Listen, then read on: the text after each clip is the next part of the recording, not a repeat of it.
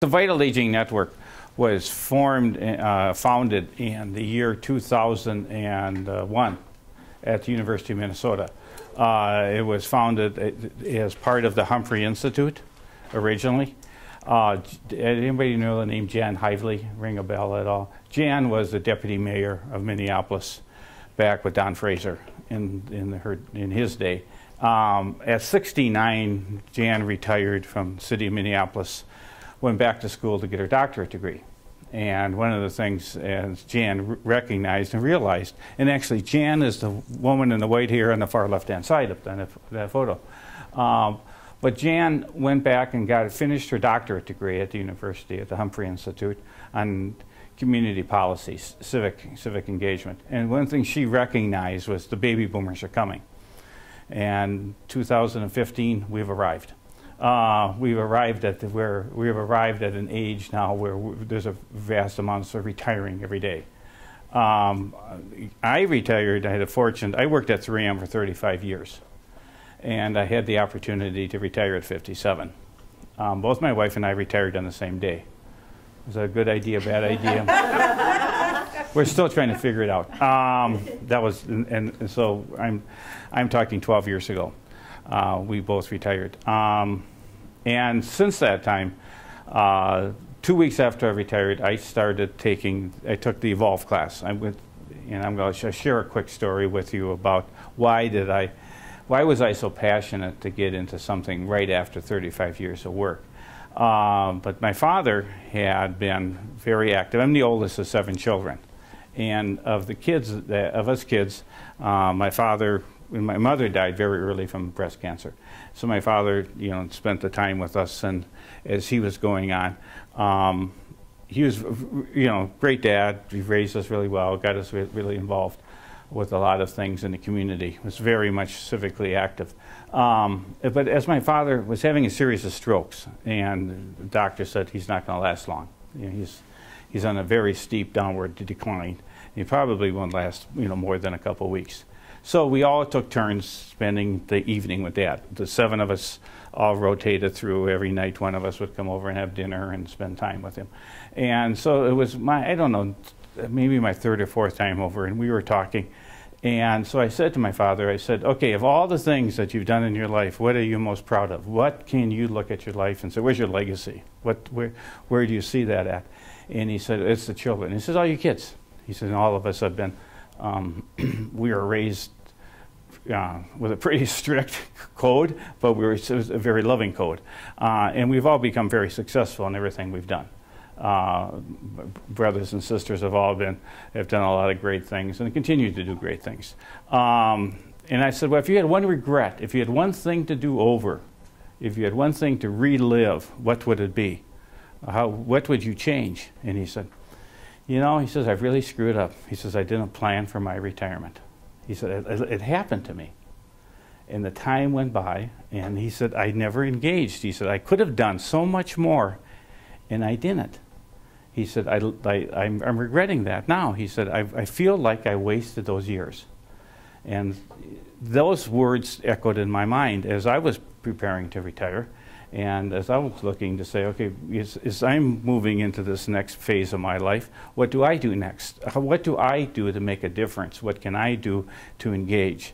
So I started looking around 4 or 5 months prior to retiring, and so I ended up at the university. My wife and I are both graduates from the university, and was talking to different people, different schools, and I happened to run into Jan Hively, who was at the time just setting up the Vital Aging Network, was just in the process of creating it, and just had gotten funding from Volunteers of America to create this program called Evolve, Reigniting Self and Community.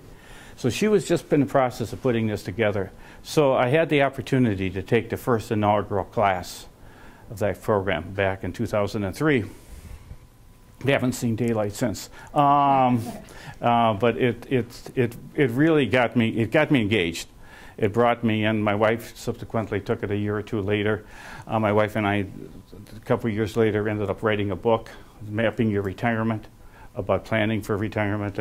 And we've sold it, and we created an instructor's guide, sold it into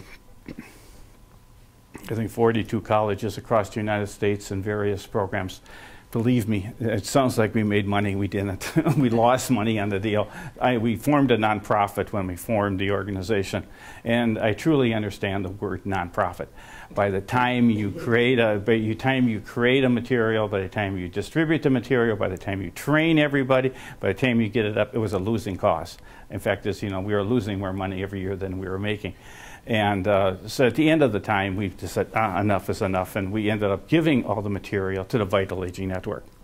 So the Mapping Your Retirement is a program that is now offered through the Vital Aging Network.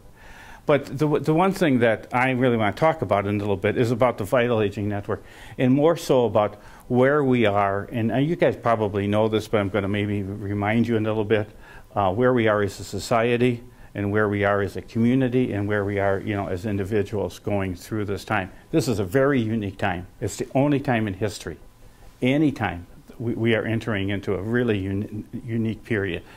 The state of Minnesota has this mapped out.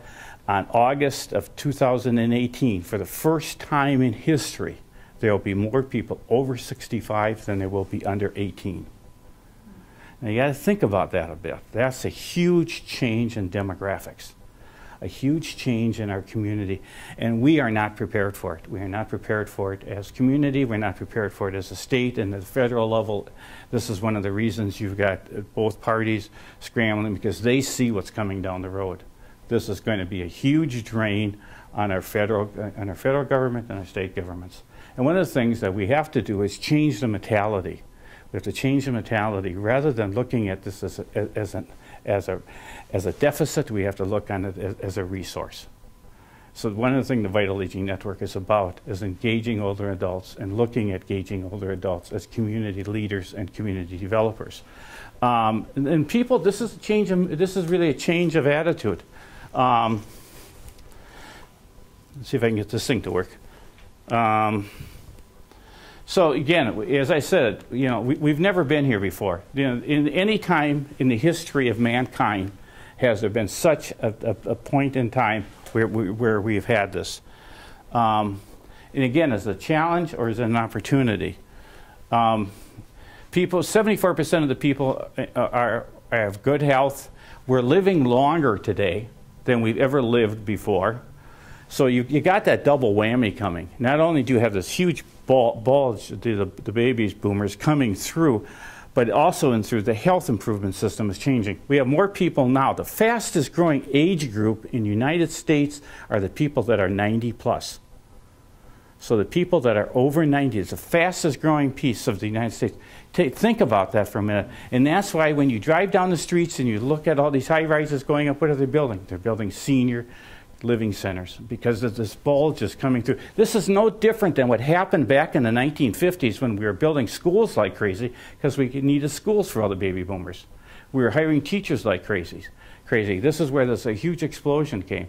So what we've seen is every time the boomers have moved through a particular age group, they've made huge changes. Been huge changes in politics, there's been huge changes in demographics, there's been huge changes in the whole way they're looking. This is going to happen with the aging population. Most boomers are in denial. They're not going to get old.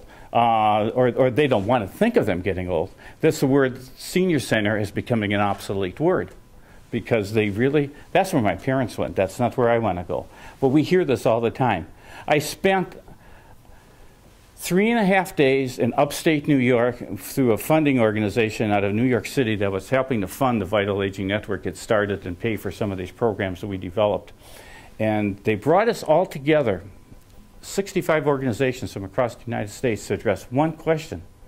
What do we call ourselves?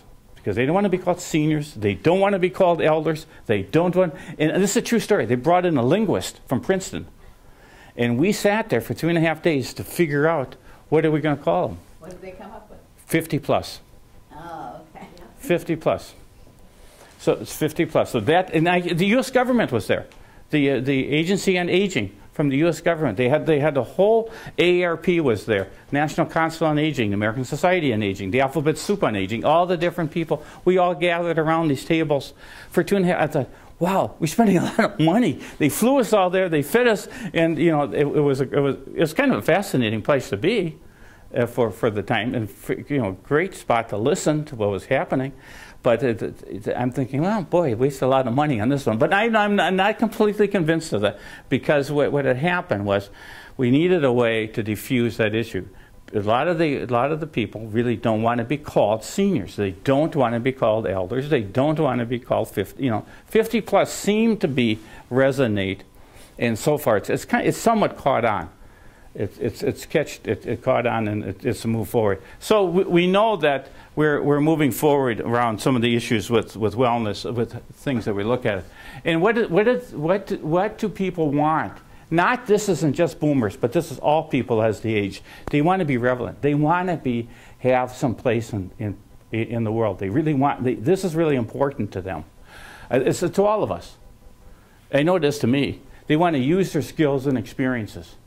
They want to find ways to engage. But they don't want to do it in the traditional ways. They want to find ways to really make that difference. And we see it all the time. I speak all across the country. I speak at many different locations. Since we wrote the book, I've been invited to many different places. We've been. I was on TPT for some programming, but there's a group of us that really go forth with this. We've got a leadership group. We've got a speakers bureau. We've got about 18 of us that do this really across Minnesota mainly, but actually somewhat across the United States. And they want to contribute to something bigger than themselves. Dividing agencies' opportunity for the aging population. This is what we're about. And we're all volunteers. I volunteer. I don't draw a penny. There's all of us in the Vital Aging Network. We're all dedicated to this. We all see this. We got passion for this, and this is really important to us. I work probably harder now than I did, as I don't tell anybody because I still get my pension check. But I'm probably doing harder work now than I did back when I was working, because we're forming a grassroots effort. We're forming something to go forward with. And it does, you put a lot of passion into what you're doing, but you can see the rewards. You can see the benefits at the end of the day of the things that we are doing. So, our mission really is self-determination, civic engagement, personal growth for people as they age. It seems to resonate with a lot of people. A lot of people see this as important in ways that it creates meaning for them. Volunteers, again, as a volunteer, dedicated and experienced with older adults. I'll go back to that one. We are a network, and we are a network of individuals and organizations. We have a network of 82 organizations that we spend time with, that we work with. Includes AARP, Aging Services of Minnesota. I can just give you some of the highlights. Alzheimer's, Ecumen, which is a large senior housing, Augustana Care is another one, Jewish Family Services, Metropolitan Area and Aging, Board on Aging, TPT. We spend a lot of time. TPT, Channel 2, the programming is 2 categories, 10 and under, and 65, and 60 and older. So those are the 2 categories. They're both ends of the spectrum. So we do some consulting with them on programming. We do some consulting with them on a variety of things. They have a web page out called Next Avenue. I don't know if anybody's seen it. Great website. Excuse me. It has a lot of great details around aging. But Next Avenue, just Google Next Avenue and set it up, and you can get on their about twice a month they come out with a newsletter. It's really informative. But again, just some of the partners of the 82 organizations that we partner with on a pretty steady basis. And then, what are we doing? We have a monthly, it's free, no charge. Don't need a secret handshake. You can get our Vital Aging Network Bulletin. I think you get it. And so if you just type Vital Aging Network Minnesota, you can sign up for it. Has a tremendous amount of information. The senior games are coming to Minnesota. We partner with a lot of organizations that come into Minnesota that work with us. So there's a lot of things that we do and we provide services for. Organization wants volunteers, they'll come to us, we'll put the word out and we can get volunteers. We are not a placement service ourselves. We have volunteers that work with us, but we don't do We don't do Meals on Wheels. We don't do all the care services. We don't do chore services. There's a lot of things we don't do, but we help provide service people to those, and we try to get the word out on what some of the aging issues are. We're non-political. We don't get involved with that. The only times we will is when there's somebody who's trying to do something really stupid to older adults. Then we'll get people to rally around that issue and speak up. But we try not to take sides. It's not beneficial. We try to stay neutral to that cause. But one of the things that we do is we have Vital Communities Toolkit, which is a toolkit that people use on helping develop age-friendly communities. Right now we're working with the city of Des Moines, Iowa, and we're working with them, doing some work with them. They're actually going to be adopting our Evolve class down. And we got another program called Aging with Gusto. We've got different varieties of programs that we have developed over the years. That really can help and look at communities, developing an age-friendly community. We have van forums, and we put the forums on. Anybody here attended van forums? They've been around to some of them. I mean, we get some pretty good, interesting speakers in. We do a lot of variety of things. We got some coming up on housing. This one's going to be, we normally are free, but this one, because it's all day and we got meals, we got to pay for a location, it's going to be $30. But it's around, what's the alternatives to housing? What should we be looking at for future housing, especially when we're aging? And we do community projects, and then there's some support, a variety of things that people have done. Forums, we average about 84 people per forum. That's an average. We'll bring in a variety of speakers. I've had the governor come and speak. I've had a variety of different organizations come and speak around different issues. Transportation, we've had people talk about transportation. Actually, we're trying to get another one going on transportation. It is the #1 issue. I was overhearing a conversation. It is the #1 issue. We hear that. And I was on the board of directors for the area agency on aging for 9 years. It is the #1 issue. Housing is real close behind it. And then you got some other things that you really have to take pay close attention to. But we get both professionals in the field of aging, and we get individuals. We do work with the Citizens League. We do work with other things. Our goal is really to try to educate and to really get people to understand what are the issues, and so they can make intelligent decisions for themselves and to engage in ways in their own community. This is our bulletin that we put out. We get a lot of people. This is really, being executive director, I have the number attached, so it comes to my cell phone, because we kind of have a virtual office. Actually, every coffee shop in the Twin Cities is fair game for where we do meetings. I mean, we're all over, and it's very common. Someone calls up and says, "Geez, I want to get a meeting going." I said, "Where are you from?" I said, "Okay, so we're in St. Louis Park. We're down in Bloomington. We could be up in wherever." I get some Wisconsinites will call us, and we'll get some things. We got some things going in La Crosse. Try not to be careful about how far, but I'll get a call. I've gotten calls from New Zealand. I've gotten calls from South Africa. I've gotten calls from Scotland and England. People call up and say, "How do we get more in touch with those particular programs?" So we got a following. We've got about somewhere around 6,000 people subscribe to our newsletter on an annual basis.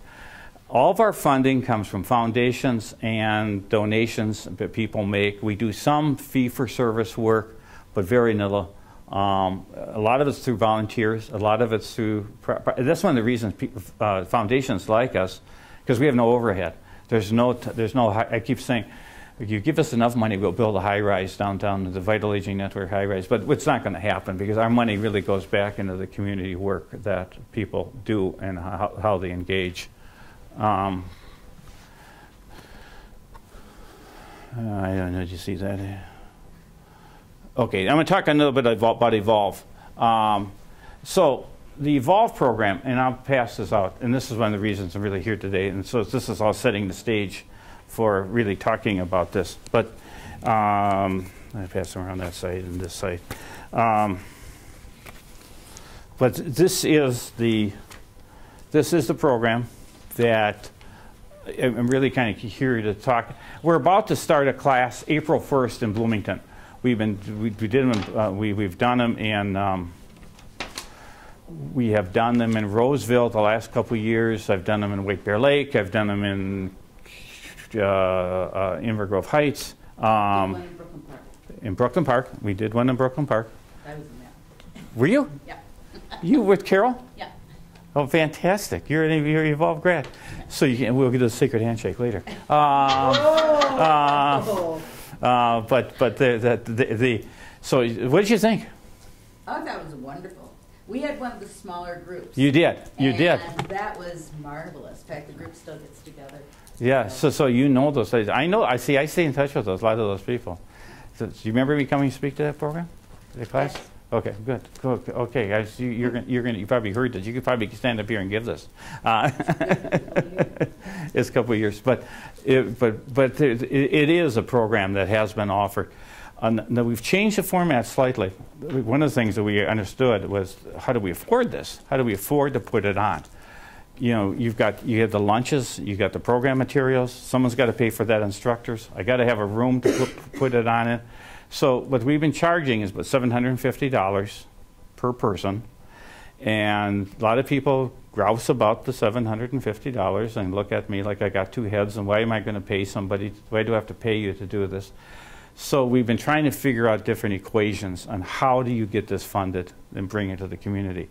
So we started out to actually, before then we were getting some large grants that were helping us move forward. Well, that can only last so long. And then then if you turn the page on the back side of that, you can take a look at, these are the people that were helping to fund the program. And this is kind of the same, it's kind of that same list of before. So we were getting the Area Agency and AARP, they were all contributing money to help us we called it scholarships. Maybe you got a scholarship. I did. You did, okay. So you understand how this works then. And then how you can be able to buy this down. But that wasn't going to, was not going to be a sustainable model. So what we started to do, and actually the City of Roseville came to us to start with, and City of Roseville came to us and said, so, okay, we like this. Can we just do this for the residents of Roseville? Can we put this program on for the residents here? And so this is our second year now. We're in Roseville, and they give us $5,000 to put the program on, and then that buys down the program for adults. So then it's only $250, and it's an 8-month program. It's all day for 1 day a month for 8 months. And it's a pretty intense day. Oh, for sure. It goes through a lot of stuff. There's a lot of material that goes with it, a lot of videos. New York Life did some funding with us, and we worked with TPT and got a whole series of videos that came with it that we've been able to pull together. But it's really, from where I took it 12 years ago to where it is today, it's completely changed. And it continues to evolve, as the program states. It continues to improve itself, to really improve, to move forward. We've done them. We've done classes in Seattle. We've done classes in Denver. Des Moines, as I said, is going to start it. We're talking to the north side of Chicago. There's a group up there that wants to bring the program in. We're trying to figure out the packaging and the moving of this without becoming too cumbersome. Yet we need to sustain ourselves. You know, it takes fun. It's like anything else you put on the table. It takes funding to do that. To maintain a website, I've got to, it costs dollars. To put the material, just the printed material that we have to use to put the program together costs some funding. But this kind of gives you an idea. And each month, it works towards a project. And again, it's not so much the project. The project kind of, yeah, okay, we want you to do something. But what it's meant to do is really discover yourself, find out where your passions, where your interests, what's in your heart. But that's that personal journey. Then really kind of taking a look at what is this whole thing called community and community leadership. We explore the community leadership component pieces of it. We explore the whole thing about common good. What's for the common good? A lot of people, and we had Bob Ramsey, who is one of my key people, that he was the superintendent of schools for St. Louis Park for many, many, many years. He retired and he took the program, and he said, and he's writing now for the senior newsletter in St. Louis Park. But he said it was an eye-opening for me. He said I moved into a new phase of my life. I understood better who I was, where I wanted to be, and how am I going to get there. I work with Bob a lot. He's now got some health issues he's trying to deal with, so he's getting through that part of his life.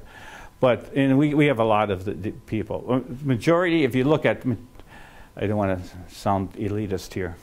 I'm careful about this, but we get a lot of doctors, lawyers, professionals who really are looking for, what do I do next? How do I engage? Where do I engage? And what brings the meaning to it? But we also get pipe fitters and bus drivers and school teachers, and it's a variety of people that have to take the course and have gone through it. Just to touch on some of this work that the people have done. Again, the classes: rediscover passion, learn to lead, plan, implement, connect to high energy people, and be part of the network. And the results. Actually, this lady over here, she's always doing this. But she formed. Have you guys heard of the Golden Girls? The Golden Girls homes. She's one of the projects that came out of that was working with developing and working with. It's a housing development for older women who want to live in a communal type situation. Bought a big mansion down at the Summit Avenue area. But some of the things, the refrigeration units for food banks, these are the individual projects. And some of the things that people, they're still engaged with today. They're still part of them. Support for children for incarcerated parents. I think that program was actually done by someone in this, right in the Brooklyn Park, Brooklyn Center. I get you guys mixed up, but it's someplace within this vicinity. Universal design is that, you guys know and understand universal design? So when you're building new houses, and actually this gentleman was a construction lawyer for 40 years. Yeah,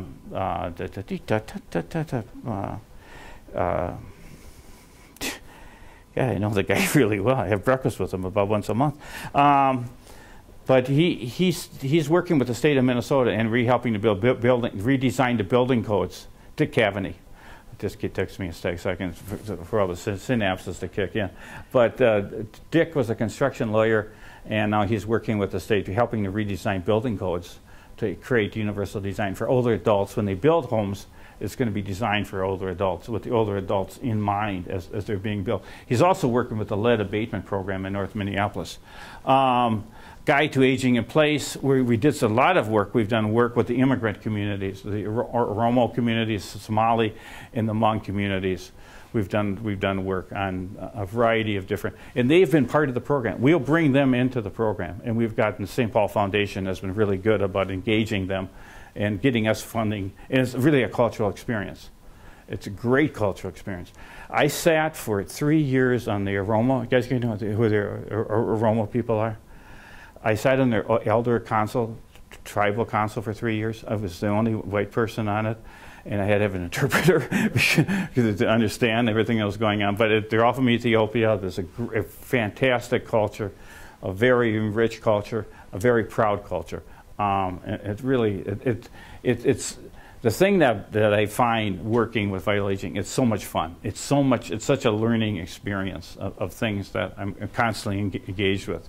So, and there are many others that we are involved with. But it's an individual transformation. It's a lifelong collaboration of leadership in the community, project outcome, benefit nonprofits in the community, and a cadre of 50+ civic leaders to improve community and society. So this is what it's about. It's a lifelong process of achieving, creating meaningful, enriching lives, and contributing to the community. There was a statement. I attended an older adult 50+ community engagement in Washington, D.C. about 2 years ago.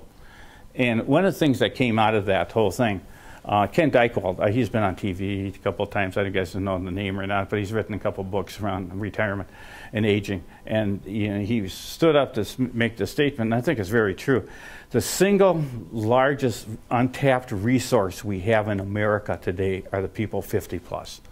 We're not, the Western culture is not utilizing the resources we have today in front of us. We are not engaging them. We are warehousing them. They've become a deficit and not a benefit. And one of the things we're trying to do is change that model. And we, again, we've got about 350 people like yourself who have gone through the program now, and we're going to have another 12 more down in Bloomington starting. Roseville's got another 15. They're going to graduate here in May. But it's been a very engaging and very and the people who have taken it, there's a bonding that goes on. I think you spoke to that in a little bit. The people that I took the class with 12 years ago, we still get together. We still share beers. I still get Christmas cards from these people. It's a very, it's a different experience, but a very enriching experience